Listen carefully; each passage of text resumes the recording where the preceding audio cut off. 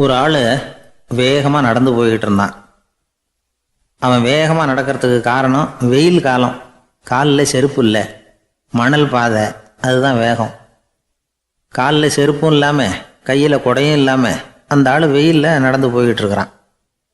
அந்த சமயத்தில் இன்னொருத்தன் குதிரை மேலே ஏறி அந்த வழியாக வந்துக்கிட்டு இருக்கிறான். அவன் காலில் செருப்பும் இருந்தது, கையில் குடையும் இருந்தது. நடந்து போய்கிட்டு இருந்தவன் அந்த குதிரை ஆசாமியை பார்த்து கேட்டான், ஐயா, நீங்களும் குதிரை மேலே உட்காந்துக்கிட்டு போய்கிட்டு இருக்கிறீங்க, அப்படி இருக்கிறப்போ உங்களுக்கு அந்த செருப்பு என்னத்துக்கு? அதை எனக்கு கொடுத்து உதவலாமே அப்படின்னா. குதிரை மேலே உட்காந்துருந்தவன் யோசனை பண்ணி பார்த்தான். இவன் சொல்கிறது நியாயம்தானே அப்படின்னு சொல்லி தன்னுடைய செருப்பை கழட்டி அந்த வழிப்போக்கனுக்கு கொடுத்துட்டான். ரொம்ப நல்லதுங்க அப்படின்னு சொல்லி இவன் அதை வாங்கி காலில் மாட்டிக்கிட்டான். அதுக்கப்புறம் மறுபடியும் இவன் ஆரம்பித்தான், ஐயா, நீங்கள் குதிரையில் போகிறதுனால போக வேண்டிய இடத்துக்கு வேகமாக போய் சேர்ந்துருவீங்க, அதனால் உங்கள் கையில் அந்த குடை என்னத்துக்கு?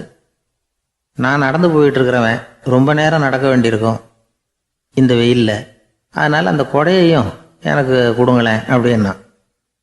குதிரை வீரன் யோசனை பண்ணி பார்த்தான், இதுவும் நியாயம்தானே அப்படின்னு அவனுக்கு தோணுச்சு. உடனே இறக்கப்பட்டு தன் காலில் இருந்த செருப்பை கொடுத்தது மாதிரியே தன் கையில் இருந்த குடையையும் இவங்கிட்ட கொடுத்துட்டான். அதுக்கப்புறம் அவன் நிம்மதியாக புறப்பட்டான். இப்போ மறுபடியும் கை தட்டி அவனை நிறுத்தினான். கீழே நின்றுக்கிட்டு இருந்தவன், என்னப்பா, ஏன் என்ன நிறுத்தினேன், இன்னும் ஏதாவது வேணுமா உனக்கு அப்படின்னா குதிரையில் இருந்தவன். இவன் மெதுவாக வாயை திறந்து அந்த குதிரையையும் என்கிட்ட கொடுத்துருங்களேன்னா. அந்த குதிரை வீரன் இப்போ ஒரு கணம் யோசனை பண்ணி பார்த்தான். உடனே என்ன பண்ணான் தெரியுமா? தன்கிட்ட இருந்த குதிரை சவுக்கை எடுத்தான். குதிரை சவுக்கால் அந்த ஆளை வாங்குவாங்கன்னு வீசி தள்ளிவிட்டான். இவ்வளவு சவுக்கடியும் வாங்கிக்கிட்டு இந்த ஆள் என்ன பண்ணான் தெரியுமா? சிரிக்கிறான். அடி வாங்கிட்டு யாராவது சிரிப்பாங்களா? குதிரை வீரனுக்கு ஒன்றும் புரியல. என்னப்பா அது, ஏன் இப்படி அடி வாங்கிட்டு இப்படி சிரிக்கிறியே அப்படின்னு கேட்டான். இப்போ அந்த வழிப்போக்கன் சொல்கிறான், ஐயா, நான் இப்படி சிரிக்கிறதுக்கு காரணம் இருக்கு.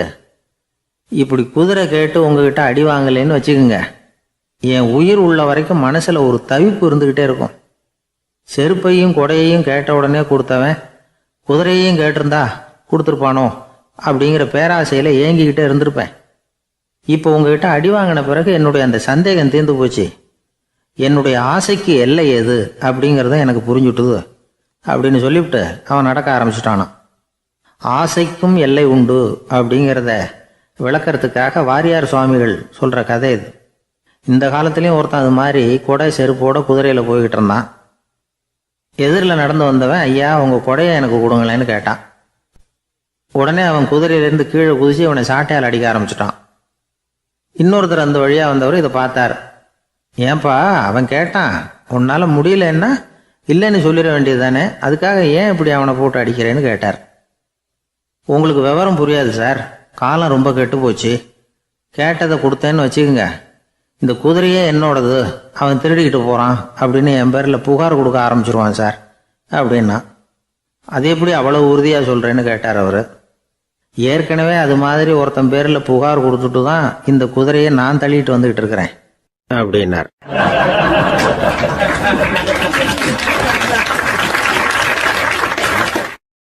ஒரு காட்டில் ஒரு நரி இருந்தது. ஒரு நாள் காலை நேரம் அது தன்னுடைய இருப்பிடத்திலிருந்து வெளியில் வந்தது. கொஞ்சம் தூரம் நடந்து வந்தது. அப்போ தான் அது தன்னோட நிழலை கவனித்து பார்த்தா அது ரொம்ப நீளமாக பெருசாக இருக்குது. காலை நேரத்தில் நிழல் அப்படி தானே இருக்கும். ஆனால் அந்த நரிக்கு அந்த விஷயம் தெரியல. தன்னுடைய நீண்ட பெரிய நிழலை பார்த்து ஆச்சரியப்பட்டது. ஆஹா, நாம் இவ்வளவு பெருசாக இருக்கிறோம் அப்படின்னா என்னுடைய காலை சாப்பாட்டுக்கு ஒரு யானை இல்லைன்னா ஒரு ஒட்டகம் கிடைச்சாதான் சரியாக இருக்கும் போல இருக்கு அப்படின்னு முடிவு பண்ணிக்கிட்டுது. உடனே ஒரு யானை அல்லது ஒட்டகத்தை தேடி அலைஞ்சுது, எங்கே கிடைக்கும்னு. கிடைக்கவே இல்லை. மத்தியானம் 12 மணி ஆயிட்டுது. பசியோடு அலையுது. இப்போ தன்னோட நிழலை பார்த்தது. அது மத்தியான நிழல் எப்படி இருக்கும்? அது ரொம்பவும் குறுகி போய் தெரிஞ்சுது. உடனே அந்த நரி என்ன நினச்சிக்கிட்டு தான் தெரியுமா? காலை ஆகாரம் சாப்பிடாததுனால நம்ம உடம்பு இப்படி அழிச்சு போட்டுதே அப்படின்னு நினச்சிக்கிட்டு தான். கொஞ்ச நேரம் கழித்து மறுபடியும் தன்னுடைய நிழலை பார்க்குது. அது இன்னமும் குறுகி போய் காலடியிலேயே வந்துட்டுது. அதுக்கு பயமாக போயிடுது. ஐயையோ, இன்னும் கொஞ்சம் நேரத்தில் நாம் இறந்துருவோம் போல இருக்க, இப்போ என்ன செய்யறது? இந்த சமயத்தில் ஒரு எறும்பு கிடைச்சா கூட போதும், அதை நம்ம காலை ஆகாரமாக நினச்சி சாப்பிட்டுள்ளாமே அப்படின்னு நினச்சிதான். நம்முடைய நிழல் கூட நம்மளை மாதிரியே தான் அடிக்கடி மாறிக்கிட்டே தான் இருக்குது. அது எப்பவும் ஒரே மாதிரி இருக்கிறது இல்லை. மனிதனுக்கு ஏற்படுகிற தன்முனைப்பு இருக்கு பாருங்க, ஈகோ, அது கூட ஒரு நிழல் மாதிரி தானா. அப்படி நினைக்க ஆரம்பிச்சுட்டா அதனால ஏதும் பிரச்சனை வராதான். தன்முனைப்பை நிழல் போலவே ஏற்றுக்கொள்ளுங்கள் அப்படிங்கிறது பெரியவங்க கருத்து. ஒரு காரியத்தை வெற்றிகரமாக நல்ல விதமாக செஞ்சு முடிக்கிறோம்னு வச்சுக்கோங்க, அந்த சமயத்தில் ஒரு வித நுட்பமான தற்பெருமை நமக்குள்ள உண்டாகுது. இது இயற்கையானது, அதனால இது மேலே பற்று வைக்கக்கூடாது. அப்படி வைக்க ஆரம்பிச்சுட்டா அந்த தற்பெருமை ஒரு நிரந்தர விருந்தாளியாக நம்மகிட்ட தங்கிக்கும். நம்ம நிழல் எப்படின்னு பாருங்க, நாம நடக்கும் பொழுது நம்ம பின்னாடியே வரும். தன்முனைப்பையும் அப்படியே நினைச்சுக்குங்க. நிழல் யாருக்கும் எந்த பிரச்சனையையும் உண்டாக்குறது இல்லை. ஆனால் அந்த நிழலை கண்டே நாம் பயப்பட ஆரம்பிச்சுட்டா நாம் எதுலேயும் வெற்றி காண முடியாது. நிழலோட சண்டை போடக்கூடாது. அது மாதிரி தன்முனைப்போடவும் நாம் சண்டை போட வேண்டியதில்லை. இல்லாத ஒன்றோடு சண்டை போடுறது எப்படின்னா, அது இருட்டோட சண்டை போடுறது மாதிரி. நாம் நிழல் கிடையாது, நம்ம கிட்ட இருக்கிற தன்முனைப்பு ஒரு நிழல். நம்ம நிழலையும் நமக்கு சமமாக பார்க்குறோம் பாருங்க, அங்கே தான் சிக்கலே ஆரம்பம். இப்போ நாம் நடந்து போய்கிட்டு இருக்கிறோம், நம்ம நிழல் தரையில் விழுது. யாரோ ஒருத்தர் நம்ம நிழல் மேலே காலை வச்சு நடந்து போகிறார். உடனே அவர்கிட்ட சண்டைக்கா போகிறோம், ஏண்டா என் நிழலை மிதிச்ச அப்படின்னு. நமக்கு தெரியும் அது நிழல் தாங்கிறது. அவர் உங்கள் மேலே நடக்கலை, உங்களுடைய நிழல் மேலே தான் நடக்கிறார். அது மாதிரி உங்கள் தன்முனைப்பின் மேலே யாராவது நடந்தால் உங்களை அவமானப்படுத்துறதா நினைக்கிறீங்க. காரணம், நாமளும் நம்ம தன்முனைப்பும் ஒன்றுங்கிற நினைப்பு தான் காரணம், மற்றபடி வேற ஒன்றும் கிடையாது. நம்ம நிழல் மேலே நடக்கிறவர் நம்மளை காயப்படுத்துறதில்லை. தன்முனைப்பை வேண்டாத ஒன்றாவும் பார்க்க வேண்டியதில்லை. அது இயற்கை. நிழலை உங்கள் முன்னாடி வைக்க வேணாம், அது உங்கள் பின்னாடியே இருக்கட்டும். நிழலின் நிழலாகி விடாதீர்கள், நீங்கள் நீங்களாகவே இருங்கள். இதுதான் சான்றோர் சிந்தனை. ஒரு பேருந்துல ஒரே நெரிசல். ஒருத்தர் பக்கத்தில் நின்றுகிட்டு இருந்தவர்கிட்ட ரொம்ப பணிவாக விசாரிச்சார், ஏன் சார் நீங்கள் ஏதாவது பெரிய உத்தியோகத்தில் இருக்கிறீங்களா அப்படின்னார். அப்படிலாம் ஒன்றும் இல்லைங்கன்னார் அவர். அப்படின்னா வேற ஏதாவது அரசியலில் பெரிய பதவியில் இருக்கிறீங்களா அப்படின்னு கேட்டார். அதுவும் இல்லைங்கன்னார். சரி, பணமாவது அதிகமாக வச்சுருக்கீங்களா அப்படின்னு கேட்டார். அப்படிலாம் ஒன்றும் கிடையாது சார்னார் அவர். அப்புறம் எதுக்குடா என் காலை மிதிச்சுக்கிட்டு இருக்கிற, இடரா காலை அப்படின்னாராம் இவர்.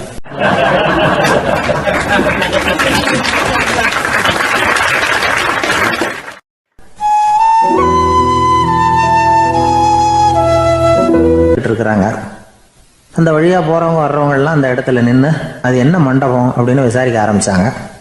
அந்த அப்பாவும் பிள்ளையும் தான் வர்றவங்களுக்கெல்லாம் விவரம் சொல்லிகிட்டு இருக்கிறாங்க.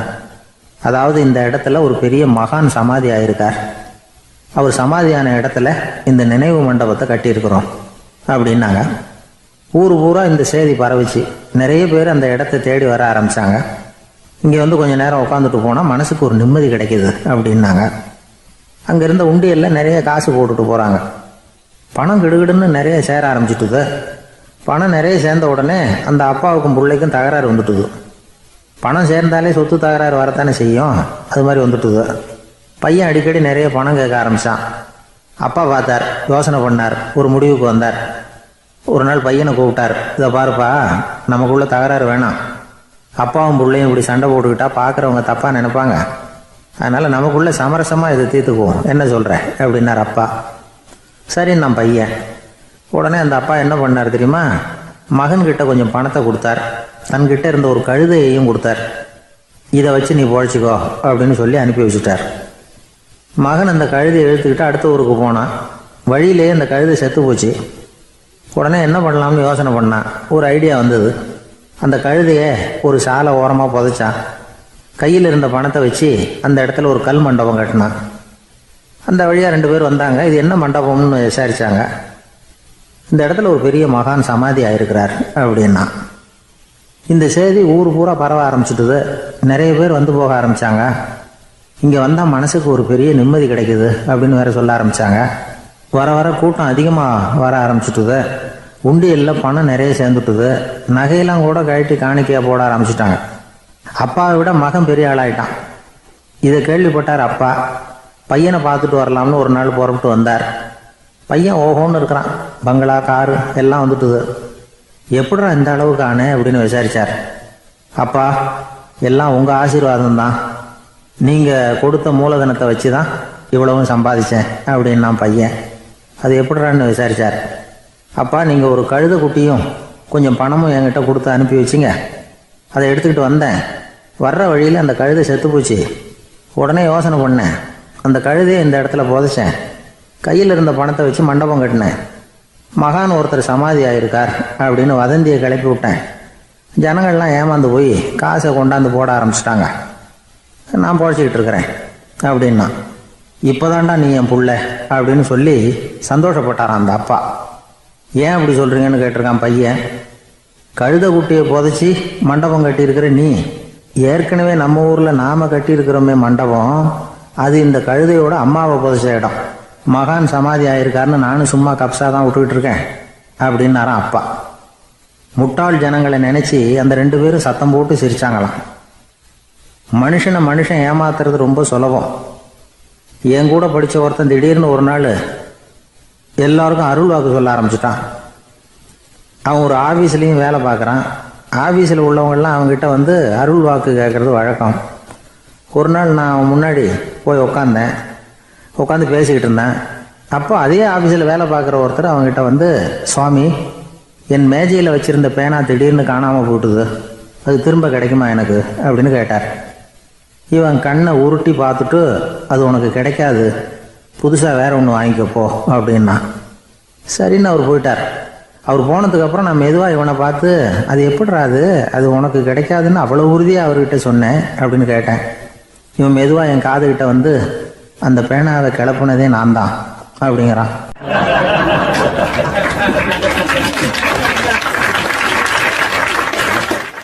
காசியில் இருக்கிற கடவுள் காசி விஸ்வநாதர், அங்கே இருக்கிற தேவி காசி விசாலாட்சி.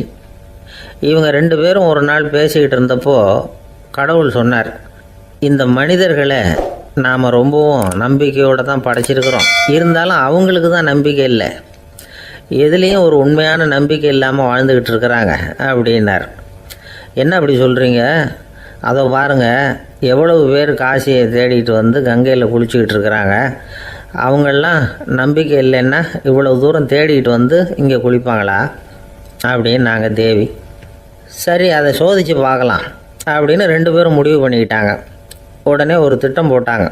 அது எப்படின்னா, நாம் 2 பேருமே பக்தர்கள் மாதிரி உருவத்தை மாற்றிக்கிட்டு கங்கை கரைக்கு போக வேண்டியது. நான் வந்து கங்கையில் இறங்கி குளிக்கிறேன். கொஞ்ச நேரத்தில் சுழலில் மாட்டிக்கிட்டது மாதிரி நடிக்கிறேன்.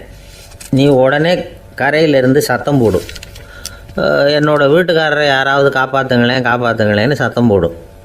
அதோடு இன்னொன்று சொல்லு, யாராவது ஒரு புண்ணிய ஆத்மா அவர்கிட்ட போய் அவருடைய முடியை பிடிச்சி இழுக்கணும்.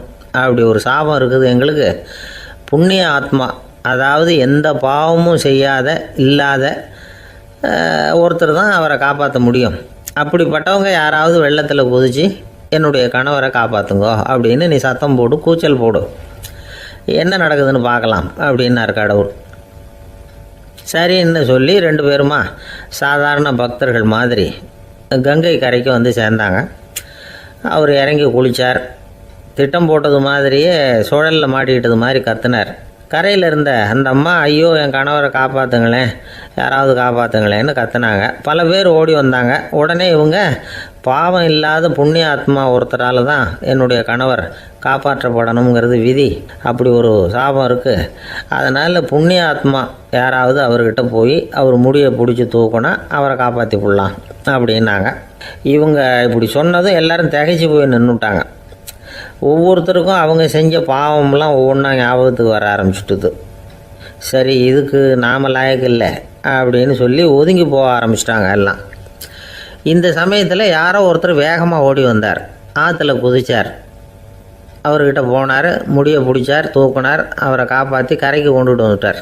அப்படி காப்பாற்றின அந்த ஆளை இவங்க 2 பேரும் தனியாக கூப்பிட்டுக்கிட்டு ஒரு மண்டபத்துக்கு வந்துட்டாங்க. வந்து விசாரிக்கிறாங்க. நீ யாரப்பா அப்படின்னு கேட்குறாங்க. ஏதும் தெரியாத மாதிரி. நான் இந்த ஊர் அன்ன சத்திரத்தில் வேலை செய்கிற ஒரு சமையல்காரன் அப்படிங்கிறார். நீ வந்து கங்கையில் குளிக்கிறது உண்டான்னு கேட்டிருக்காங்க. நான் இந்த ஊர்லேயே தான் இருக்கிறேன், இருந்தாலும் தினமும் கங்கையில் குளிக்கிறதில்ல, எப்பாவது ஒரு நாள் அங்கே குளிப்பேன் அப்படின்னார். கங்கையில் மூழ்கி எழுந்திரிச்சா பாவம்லாம் தொலையும்னு சொல்கிறாங்க. அப்படி இருக்கிறப்போ அங்கே இன்றைக்கி கங்கையில் குளிச்சுக்கிட்டு இருக்கிறவங்கெல்லாம் தங்களை புண்ணிய ஆத்மாவா நினைக்கல. கங்கையில் குளிக்காத நீ உன்னை புண்ணிய ஆத்மாவா நினச்சி என்னை காப்பாற்ற வந்திருக்கிற, அது எப்படி அப்படின்னு கேட்டார். அதுக்கு அந்த ஆள் சொல்கிறான், கங்கையில் குதித்ததுக்கு அப்புறம் தானே உங்களை காப்பாற்ற போகிறோம். அப்படி குதிக்கும் பொழுது என்னுடைய பாவம்லாம் போயிருக்கும்ல, நான் புண்ணிய ஆத்மாவாக ஆயிருப்பேனே, அதனால தான் துணிஞ்சு உங்களை காப்பாற்றினேன் அப்படின்னா. கடவுளும் தேவியும் அவனுக்கு காட்சி கொடுத்தாங்களாம். இப்படி ஒரு கதை உண்டு. அதாவது கங்கையில் குளிச்சுக்கிட்டு இருக்கிறவங்களுக்கே தங்களுடைய பாவம் போகுங்கிற நம்பிக்கை பரிபூர்ணமாக இல்லை. குளிக்காத ஒருத்தனுக்கு அந்த நம்பிக்கை இருந்தது. அதனால் அவனால் கடவுளை பார்க்க முடிஞ்சது. கடவுளை நாமளும் பார்க்க முடியுமா முடியாதா அப்படிங்கிற குழப்பம்லாம் நமக்கு வேண்டியதில்லை. நம்பிக்கையோடு வாழணுங்கிற உண்மையை மட்டும் இந்த கதையிலேருந்து புரிஞ்சுக்கிட்டால் போதும். ஏன்னா இந்த கதையை கேட்டுட்டு ஒரு நண்பன் குதர்க்கமாக ஒரு கேள்வி கேட்டான். ஏன் சார், கங்கையில் குளித்தா பாவம் போயிடும்னு சொல்கிறீங்களே, நான் எனக்கு வேண்டாத ஒருத்தனை அழைச்சிட்டு போய் கங்கையிலேயே தள்ளி விட்டுட்டு அதுக்கப்புறம் அங்கேயே முழுக்க போட்டுட்டு நான் செஞ்ச பாவத்தை அதுலேயே கழுவி விட்டுட்டு மறுபடியும் உங்ககிட்ட வந்துடுறேன்னு வச்சுக்கோங்க, நீங்கள் என்னை புண்ணிய ஆத்மான்னு ஏற்றுக்குவீங்களா அப்படிங்கிறான். ஆள் கொஞ்சம் ஆசைந்தான் நம்மளே அங்கே அழைச்சிட்டு போனாலும் போயிடுவான்.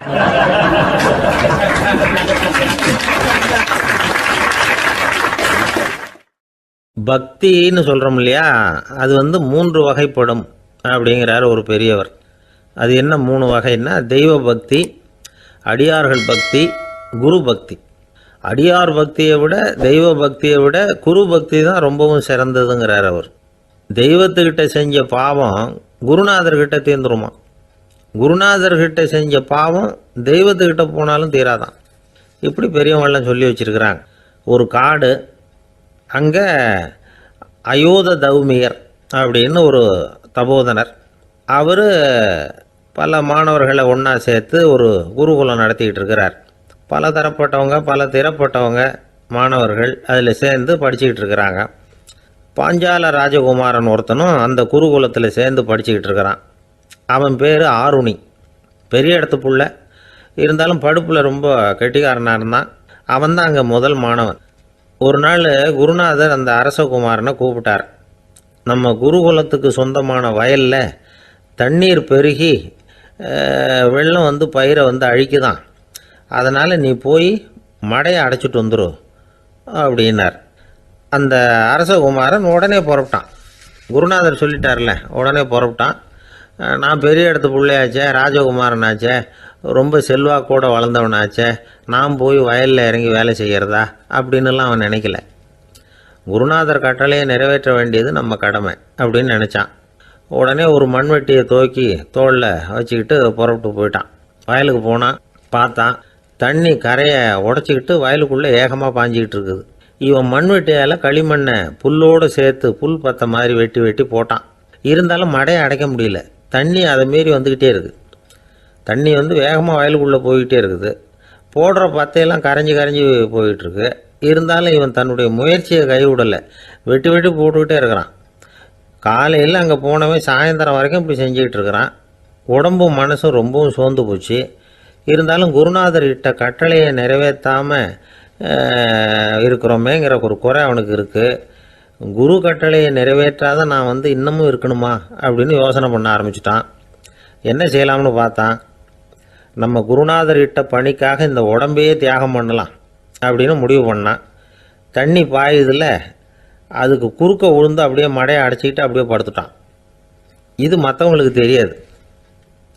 அன்னைக்கு ராத்திரி ஒரு விளக்கு முன்னாடி உட்காந்து குருநாதர் பிள்ளைங்களுக்கு பாடம் சொல்லி கொடுத்துக்கிட்டு இருக்கிறார்.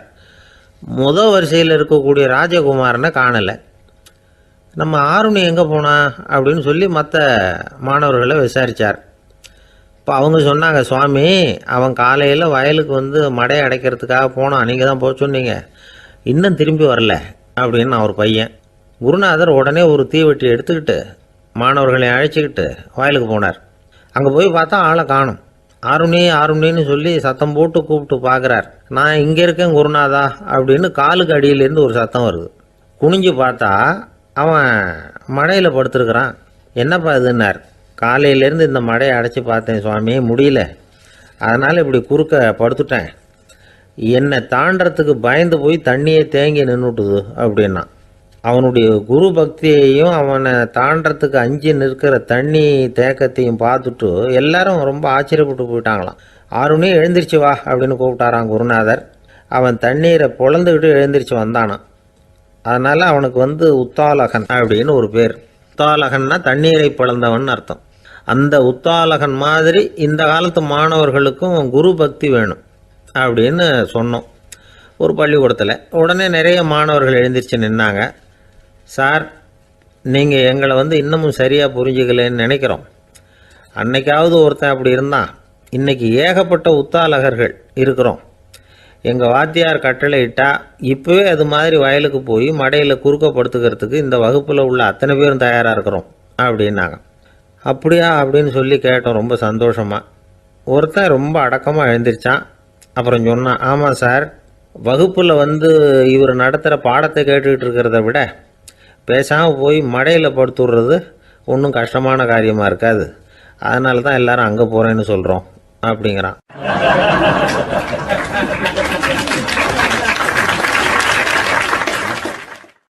அள்ள அள்ள குறையாதது அட்சய பாத்திரம், அது நமக்கு தெரியும், கேள்விப்பட்டிருக்கிறோம். ஆனால் போட போட நிரம்பாத ஒரு பாத்திரம் உண்டு. அது என்ன தெரியுமா? நம்மளில் பல பேர்கிட்ட அந்த பாத்திரம் உண்டு. அதுதான் பேராசை அப்படிங்கிற பாத்திரம். அதை நிறைவு செய்யவே முடியாது. பேராசையை பற்றி சுஃபி இலக்கியத்தில் ஒரு பிரபலமான கதை உண்டாம். அதை ஒரு பெரியவர் எடுத்து சொல்லியிருக்கிறார். ஒரு மன்னர் நகர்வலம் போயிட்டு இருக்கார். ஒரு பிச்சைக்காரன் மன்னர் எதிரில் வரான். பிச்சை போடுங்கிறான். என்னுடைய அமைதியை கெடுக்காதே போங்கிறார் மன்னர். அவன் சிரிக்கிறான். அரசே, உங்களுடைய அமைதி கிடக்கூடிய நிலையில் இருந்தால் அதுக்கு பேர் அமைதியே கிடையாது அப்படின்னு நானா. எதிரில் நிற்கிறது வெறும் பிச்சைக்காரன் இல்லை, யோகி அப்படிங்கிறத மன்னர் புரிஞ்சுக்கிட்டார். துறவியே, உங்களுக்கு என்ன வேணும்னாலும் கேளுங்க, கொடுக்குறேன்னாராம். அந்த துறவி மறுபடியும் சிரிக்கிறார். அரசே, உங்களால் முடியாததையெல்லாம் கொடுக்க முடியும்னு சத்தியம் செய்யாதீங்க அப்படின்னார். மன்னருக்கு கோபம் வந்துட்டுது. என்ன இவர் இப்படி சொல்கிறாரு அப்படின்னு நினச்சார். நகர்வலத்தை பாதியிலேயே நிறுத்தினார். வாங்க அரண்மனைக்குன்னார். துறவியை அழைச்சிக்கிட்டு அரண்மனைக்கு வந்துட்டார். துறவி தன்கிட்ட இருந்த பிச்சை பாத்திரத்தை நீட்டினார். இது நிறைய எனக்கு பொற்காசுகள் வேணும் அப்படின்னாராம். அவ்வளவுதானா, இது ஒரு பெரிய காரியமா அப்படின்னு கையை தட்டினாராம் மன்னர். ஒரு பெரிய தாம்பாளம் நிறைய பொற்காசுகள் சேர்ந்தது. அதை அள்ளி போட்டார். போட போட அந்த பிச்சை பாத்திரம் நிரம்பவே இல்லை. பொற்காசுகள் போட போட அவ்வளவையும் உள்ளே வாங்கிக்கிட்டே இருக்குது. அரசாங்க கஜானாவே காலி ஆகிட்டுது. மூட்டை மூட்டையாக பொற்காசுகளை கொட்டி பார்த்துட்டாங்க. அது முழுங்கிக்கிட்டே இருக்குது. கடைசி வரைக்கும் அந்த பிச்சை பாத்திரம் நிரம்பவே இல்லை. அரசர்கிட்ட இருந்த கர்வம் போயிட்டுது. அப்படியே பொத்துன்னு துறவி காலில் விழுந்தார். அப்போ அந்த துறவி சொன்னாராம், மன்னா, இந்த பிச்சை பாத்திரத்தை உங்களால் மட்டும் இல்லை, வேற யாராலையும் நிரப்ப முடியாது.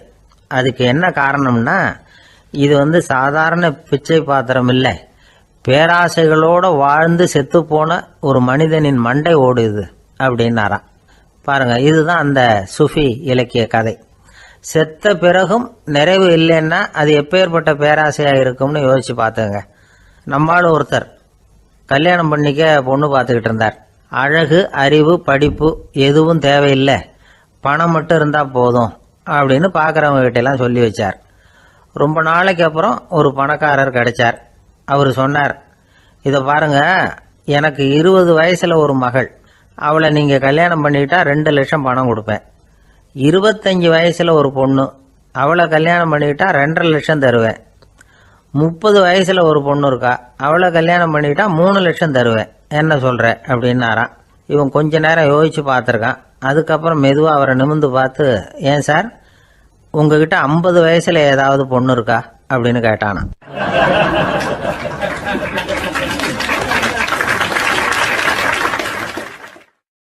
பந்திக்கு முந்தர ஆசாமிகள் நம்மள பல பேர் உண்டு. அப்படி முந்தறதுக்கு கூட முயற்சி பண்ணுறவங்க நிறைய பேர் இருக்கிறாங்க. இதில் என்ன ஒரு விஷயம்னா, பந்திக்கு முந்தறது கூட தப்பு இல்லை.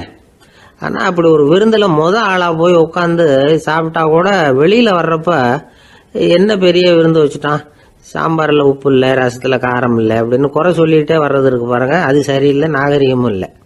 கல்யாண பத்திரிகையில் என்ன போட்டிருக்குது, என் பொண்ணுக்கும் இன்னார் பையனுக்கும் கல்யாணம், எல்லாரும் குடும்பத்தோடு வந்திருந்து மணமக்களை வந்து ஆசீர்வதிக்கணும், இப்படி தானே போட்டிருக்கோம்.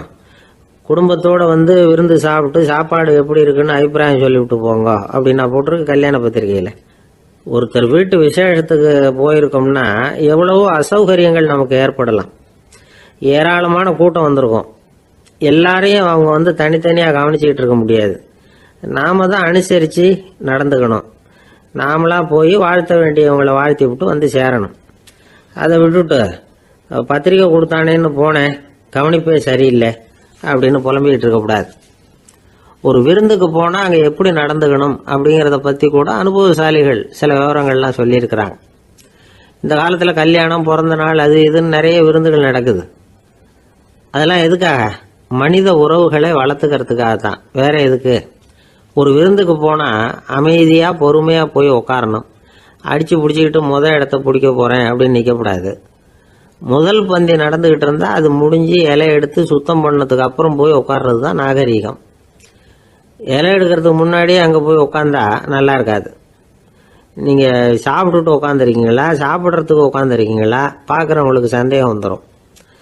அதே மாதிரி இலையில எல்லா ஐட்டமும் பரிமாறினதுக்கு அப்புறம் சாப்பிட ஆரம்பிக்கணும்.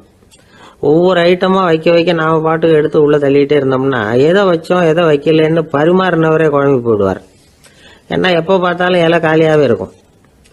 சாப்பிட்றப்போ உங்கள் சாப்பாட்டையே நீங்கள் கவனிக்கணும். அடுத்தவங்க இலையில என்ன இருக்குது, பக்கத்தில் இருக்கிறவர் எதை அதிகமாக சாப்பிட்றார், இதெல்லாம் நமக்கு என்னத்துக்கு?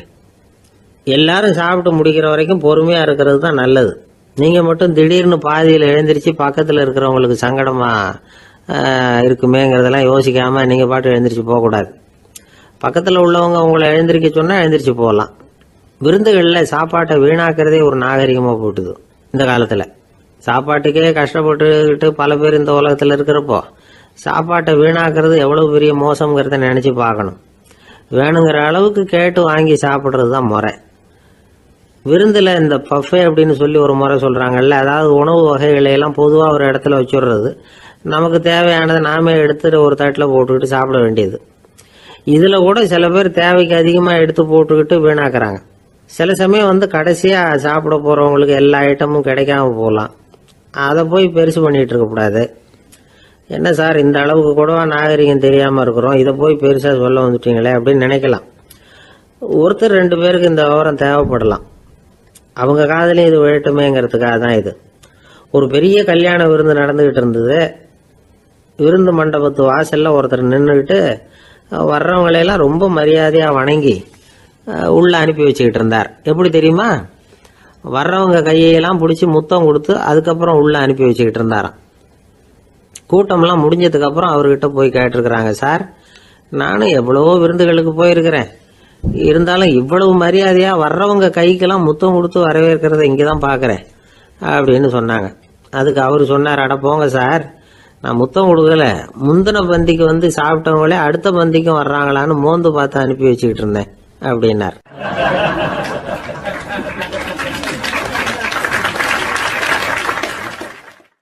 ஒரு சீன தேசத்து அரசர் இருந்தார்.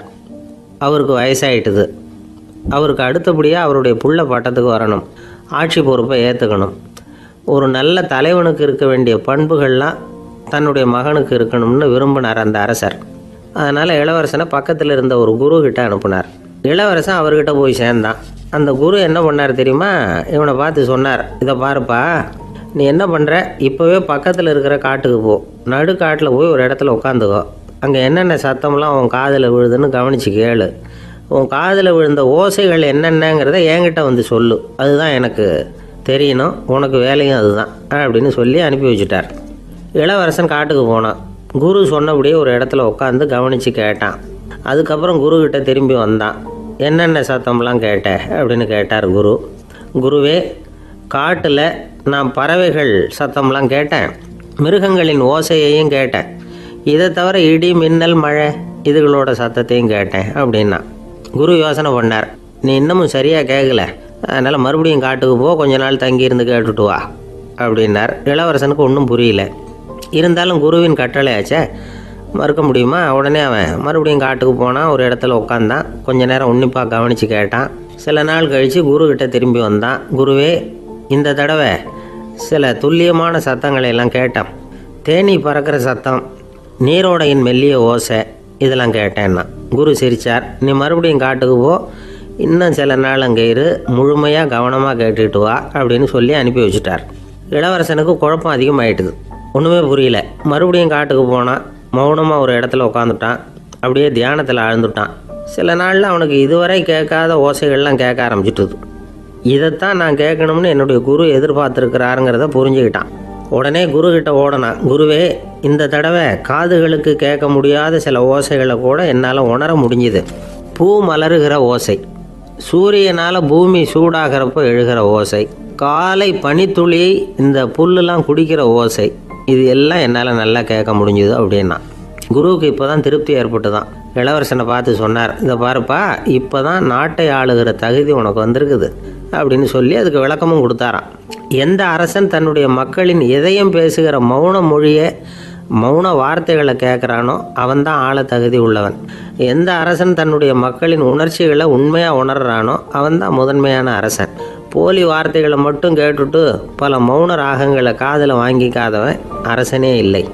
எந்த நாட்டில் எப்போ ஒரு அரசன் தன்னுடைய மக்களின் உணர்ச்சிகளை கேட்க மறுக்கிறானோ அன்னையிலேருந்தே அந்த நாடு அழிய தொடங்குது அப்படின்னு அர்த்தம். இதுதான் அந்த குரு இளவரசனுக்கு போதிச்சது. வாயால் பேசுகிறத மட்டும் கேட்டு ஏமாறக்கூடாது, உணர்ச்சிகளையும் கேட்குறதுல தான் மனப்பக்குவம் உண்டாகும்.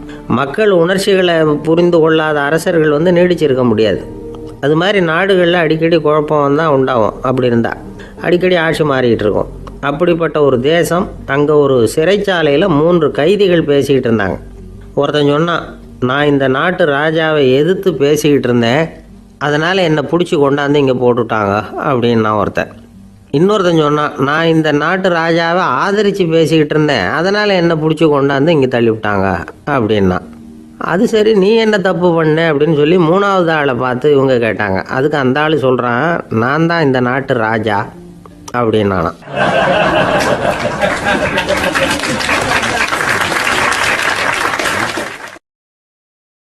ஒரு ஊரில் ஒரு புகழ்பெற்ற பத்திரிகையாளர் இருந்தார்.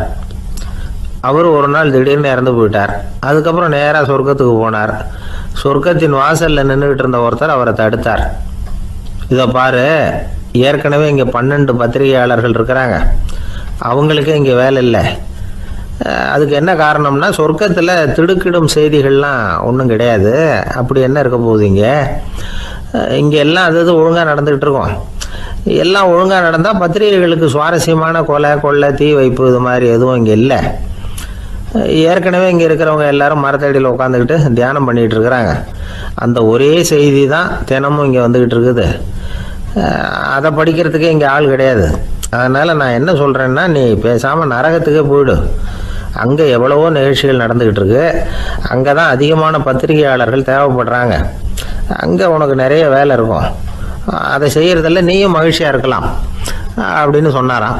அங்கே அந்த சொர்க்கத்தின் வாசலில் நின்றுக்கிட்டு இருந்தவர். இந்த பத்திரிகையாளர் அங்கேயே நின்று கொஞ்சம் யோசனை பண்ணார்.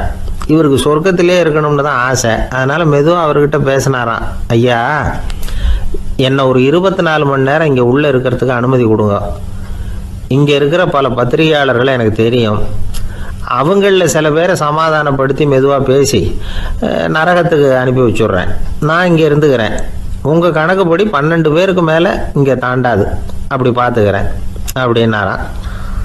அவரும் யோசனை பண்ணி பார்த்துட்டு, சரி அப்படியே உனக்கு அனுமதி கொடுக்குறேன், ஆனால் ஒரு விஷயம், 24 மணி நேரம் தான் அனுமதி, அதுக்குள்ளே எல்லாம் நடக்கணும் அப்படின்ட்டுருக்கார். சரின்னு சொல்லிவிட்டு இந்த பத்திரிகையாளர் உள்ளே போனார். யோசனை பண்ணார். திட்டம் போட்டு ஒரு பொருளையை கிளப்பி விட்டார். சக பத்திரிகையாளர்கள் எல்லாம் கூப்பிட்டு சொன்னாராம், இதை பாருங்கள், நரகத்தில் ஒரு பெரிய தினசரி பேப்பரை கொண்டுகிட்டு வர்றதுக்காக திட்டம் போட்டுக்கிட்டு இருக்காங்க. அதுக்கு பல அதிகாரிகள் தேவைப்படுறாங்க. நிறைய சம்பளம் கிடைக்கும். யார் யாரெல்லாம் நரகத்துக்கு போக ஆசைப்படுறாங்களோ அவங்கெல்லாம் போகலாம் அப்படின்னு ஒரு பொருளையை கிளப்பி விட்டார். 24 மணி நேரம் கழித்து வாசல் பக்கம் போனார். அங்கே இருந்தவர்கிட்ட எத்தனை பேர் வெளியேறினாங்கன்னு விசாரிச்சாராம். அப்போ அவர் இவரை, நீ வெளியே போகக்கூடாது, முதல்ல உள்ளே தான் இருக்கணும் அப்படின்னு தடுத்தாராம். அப்புறம் சொன்னாராம், நீ சொன்ன செய்தியை கேட்டதும் இங்க இருந்த எல்லா பத்திரிகையாளர்களுமே நரகத்துக்கு போயிட்டாங்கப்பா, உள்ளே யாருமே இல்லை, அதனால நீ உள்ளே இருக்கலாம் அப்படின்னாராம். இதை கேட்டதும் இந்த பத்திரிகையாளரே குழம்பி போயிட்டார். ஒருவேளை உண்மையிலேயே நரகத்தில் புதுசாக பத்திரிகை ஏதாவது ஆரம்பிக்க போகிறாங்களோ அப்படின்னு அவரே நினைக்க ஆரம்பிச்சிட்டாராம். அப்புறம் சொன்னாராம், ஐயா என்னை விட்டுருங்க, நான் நரகத்துக்கே போயிடுறேன், அங்கே ஏதோ விசேஷம் இருக்கணும் அப்படின்னாராம். இல்லைன்னா இத்தனை பேரும் ஒட்டு மொத்தமாக அங்கே போகிறதுக்கு சான்ஸே இல்லை, என்னை தடுக்காதீங்கன்னு கெஞ்ச ஆரம்பிச்சிட்டாராம். மற்றவங்க நம்பணுங்கிறதுக்காக ஒரு பொருளையை கிளப்பி விட்டார். கடைசியில் தானே அந்த பொருளைக்கு ஆளாயிட்டார். அதாவது பிறரை ஏமாற்றிய அவரது மனம் கடைசியில் அவரையே ஏமாற்ற ஆரம்பிச்சுட்டு பாருங்க. நீங்கள் இப்படி அடுத்தவங்களை ஏமாத்துறதுக்கு உங்கள் மனசை பழக்கப்படுத்துறீங்க, ஆனால் கடைசியில் அதனால் நீங்களே ஏமாற்றப்படுகிறீர்கள் அப்படிங்கிறது பெரியவர்களுடைய புத்திமதி. அதனால் உங்கள் மனசுக்கிட்ட ரொம்ப எச்சரிக்கையாக இருங்கோ அப்படிங்கிறாங்க. நம்ம ஆளுங்க அங்கே போய் என்ன சொல்லுவாங்கன்னா, இந்த பாரு அங்கே போகாத இங்கே போகாதேன்னு பயமுறுத்துறது உண்டு. சில பேர் அங்கே பேய் இருக்குது, பிசாசு இருக்குது அப்படின்னு பொருளையை கிளப்பி விடுறது உண்டு. இருட்டு நேரம் காட்டு வழியாக ஒருத்தன் போய்கிட்டு இருக்கிறான். அங்கே பேய் பிசாசு நடமாட்டம் இருக்கிறதாக வதந்தி. இவன் பயந்துக்கிட்டே வேகமாக போகிறான். காடு முடிஞ்சு மெயின் ரோட்டுக்கு வந்து சேர்ந்தான். அப்பாடா, ஒரு பஸ்ஸு நின்றுட்டு இருக்கு தனியாக. இருட்டில் லேசாக தெரிஞ்சுது. ஓடி போய் ஏறி உள்ளே உட்காந்துக்கிட்டான். பயந்துக்கிட்டே போனவன் அப்புறம் தான் தெரியுது உள்ள யாருமே இல்லை, டிரைவரும் இல்லை, கண்டக்டரும் இல்லை, வேற யாரும் இல்லை. இவனுக்கு பேய் பயம் அதிகமாக போட்டுது. ஏன்னா நடு ராத்திரி. இந்த நேரம் பார்த்து அந்த பஸ்ஸு தானே நகர ஆரம்பிச்சுதான். இவனுக்கு இன்னும் பயம் அதிகமாக போட்டுது. ஏன்னா டிரைவர் சீட்டு காலியாக இருக்குது, பஸ்ஸு நகருது. இவன் உடம்பு பூரா நடுங்க ஆரம்பிச்சுட்டுது. வீல்னு கத்தலாமான்னு பார்த்தான். அந்த நேரம் பார்த்து அவன் தோளில் ஒரு கை விழுந்துதான். திடுக்கிட்டு திரும்பி பார்த்துருக்குறான். அங்கே டிரைவர் நிற்கிறார். அவர் சொன்னாராம், ஏன்பா ஏற்கனவே பஸ்ஸு பிரேக் டவுன், நாங்கள்லாம் பின்னாடி இறங்கி நின்று தள்ளிட்டு இருக்கிறோம், நீ மட்டும் ஜாலியாக ஏறி உக்காந்துக்கிட்டியா, இறங்கி வந்து தள்ளப்பா அப்படின்னாராம்.